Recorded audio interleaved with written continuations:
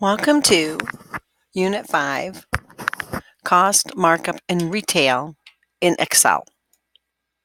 So in this chapter, we're going to be looking at cost.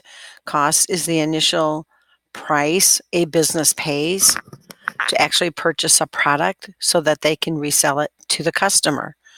Markup is the percentage that a business marks up a product so that they can earn money.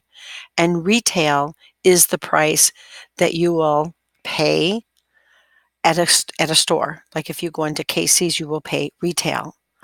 A business also has expenses that they must incur, and these expenses include things like salary, utility expenses, miscellaneous maintenance, those kind of things.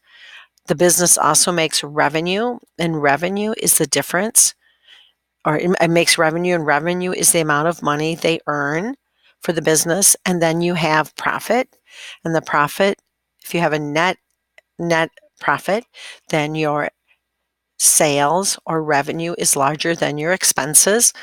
If you have a net loss, that means your expenses are larger than the revenue you brought in. All right, so now let's head to Excel. And so the first thing we're going to do is I'm going to open up that Excel document. You will be downloading it from Google Classroom.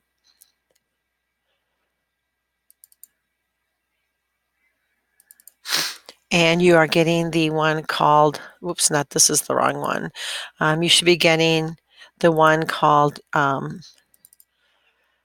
Class Practice Activity. All right, so here we go. We are looking at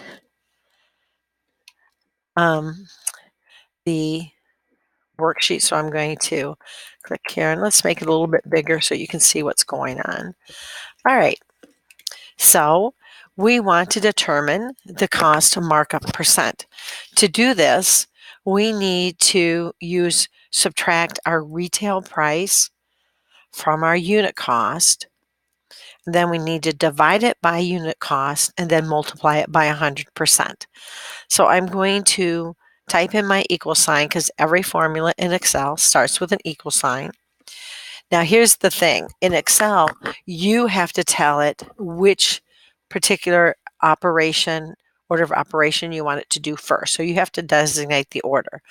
So because we have three different things going on here, three different actions for calculation, we're going to start with the parentheses. All right, now, the first thing that we want Excel to do is subtract the retail price from the unit cost. So let's add a parentheses, and then we're going to click on C2, and we're going to hit our minus sign, and then I'm going to click on B2, and I'm going to close out my parentheses. And then we said that we wanted it to divide it by the unit cost, which will be B2. Let's close out our parentheses, and then we need to multiply it by 100%. Well, let's see if this will work. We're going to hit enter. All right, we got $2.36. Now we know that the cost markup, we need the percentage. So we're going to go up to where it says percent underneath our number section, and we'll click on the percent. And then we're going to use that fill handle to copy it down. The next one that we are going to calculate is our retail price. Now in this one, we want to subtract retail from cost, and then we're going to divide it by retail and then multiply it by 100%. So we're going to do equal, and we're going to start our parentheses because we have to tell it the order of action. So the first thing we wanted to do, I'm going to open up another parentheses. We're going to have it subtract the retail price from the unit price, and we're going to close out that parentheses. And then just like the other one, we want it to divide it by C2. We're going to close out that parentheses, and then we want it to multiply it by 100%. So Excel now will do the first action, C2 minus B2. The second action will be to divide it by C2. The third action will be able to multiply it by 100%. We're going to hit enter. Notice again we have a dollar sign. We need to change that to percent. And then we're going to copy that fill handle using the fill handle. Now we need to calculate our cost dollar price and our retail dollar price by using our markups. Now, our cost and retail is going to end up being the same price as our retail price. That's going to be the same. So we're not going to change our selling price, but notice that our markup prices are different. So we have to figure out how we're going to do our markup. So we want to tell Excel to multiply B2 by D2, and then we want it to add B2. So let's try that. We're going to do equal, and we're going to put in our parentheses, and we're going to click on B2 times on D2. We're going to close out that parentheses because that's the first action. The second action is we want it to add it to B2. We're going to hit enter. And you notice that the $93.99 is the same price as our retail price, which means it's correct. But here, there is no formula. If you notice no formula, here we have a formula. We're going to use that fill handle, copy down.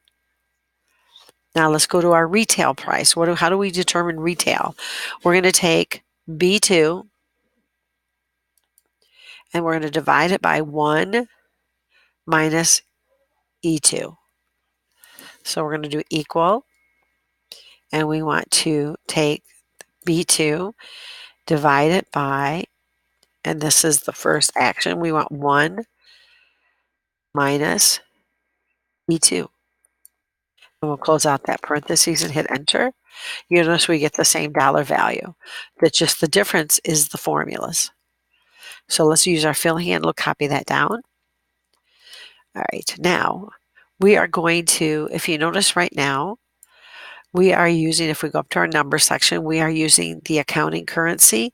Let's change that to currency.